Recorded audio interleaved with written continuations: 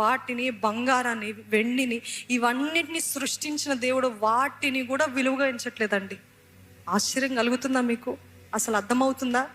మనకి వజ్రాలు చూస్తే అబ్బా అని నోరు తెరిచి చూస్తాం. ఏమైనా విలువైనది బ్యూటిఫుల్గా కనిపి అబ్బా అని చూస్తూ ఉంటాం.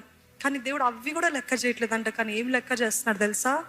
మన కన్నీలను ఆయన బుడ్డిలో అంటే దాచిపెట్టుకొని చూస్తున్నాడంటే, ఇది నా బిడ్డ యొక్క కన్నీలు, ఇది నా బిడ్డ కాచిన కన్నీలు అని దాన్ని చూస్తున్నాడు. ఆయన పుస్తకంలో రాసుకుని ఉన్నాడంట. అంత విలువైనది దేవుని దృష్టిలో మన కన్నీరు. నా కన్నీరు ఎక్కడ పోయింది దేవా, నా మొర ఎక్కడ పోయింది అని బాధపడకండి. మీ కన్నీరు ఒక పునాది వేస్తున్నాడు దేవుడు. హల్లెలూయా.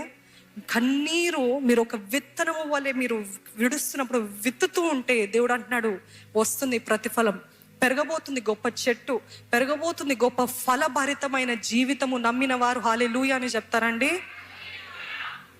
కన్నీటి ప్రార్థన మన పరిస్థితులు మార్చగలుగుతుందండి. ఈరోజు నా జీవితం అన్ని సడన్గా క్యాన్సిల్ అయిపోతుందండి. వివాహము క్యాన్సిల్ అయిపోతుంది, ఉద్యోగాలు క్యాన్సిల్, సడన్ క్యాన్సిలేషన్ వస్తుందా? అడగండి దేవుని సన్నిధిలో, మొరపెట్టండి, వేడుకోండి. నువ్వు జరిగించు అని వేడుకోండి.